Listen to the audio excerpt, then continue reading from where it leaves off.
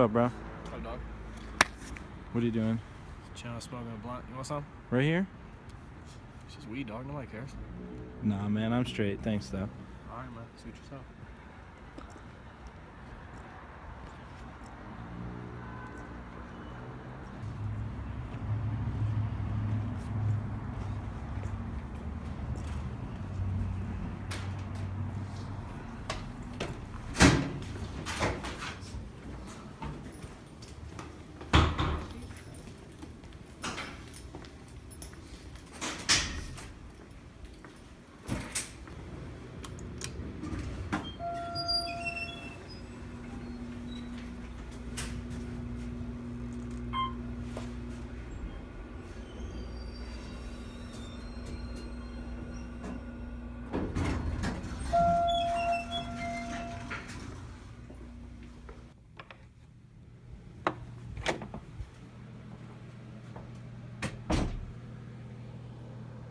Today, I would like to talk to you about America's longest war.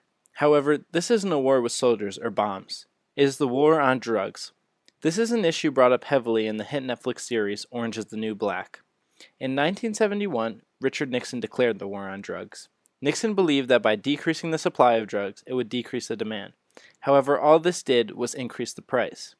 This strategy didn't take into account the fact that people who are addicted to drugs don't care how high the prices are. They will even spend their last dime in order to get another high. Also, another unintended consequence of this is that it increased motivation for drug dealers.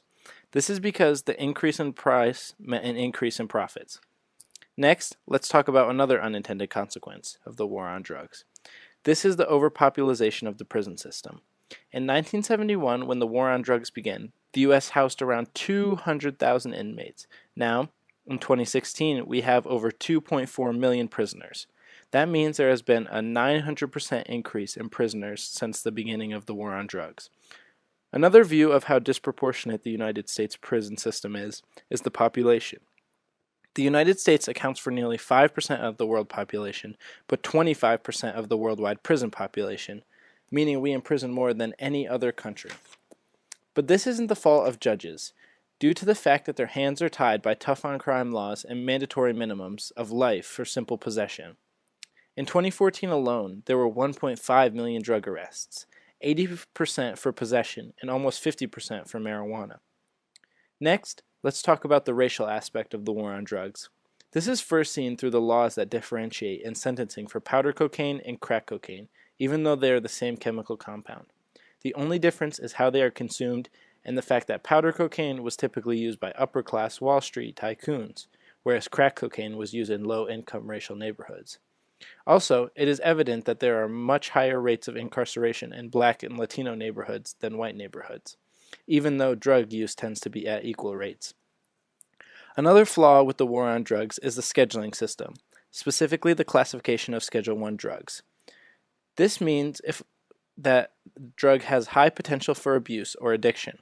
The drug has no medical use and there is a clear lack of safety within using the drug. Some drugs classified as Schedule I include heroin, MDMA, marijuana, LSD, and GHB, even though there is clear evidence that certain drugs don't belong on this list. First, let's talk about MDMA. Recent studies have made it clear that MDMA psychotherapy is an effective treatment for veterans suffering PTSD, boasting an 83% success rate, whereas the next best treatment yields an under 40% success rate. Another drug that studies have shown to have clear health benefits is marijuana. Marijuana has been proven to help with many illnesses. One in particular is the treatment of seizures. This is a picture of Charlotte Fiji, who at the age of 3 was having 300 seizures per week. However, after being treated with marijuana, she is now a normal girl whose seizures are limited to 1 or 2 a month while she is sleeping. The last thing I would like to discuss is the cost of the war on drugs.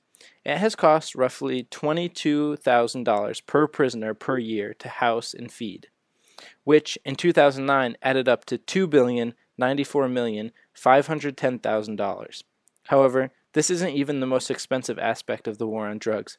The U.S. spends around $41.3 billion annually fighting drugs.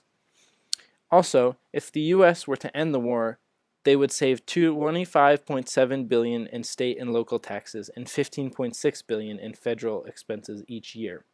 and upon the legalization of marijuana, would be able to tax on a $50 billion industry.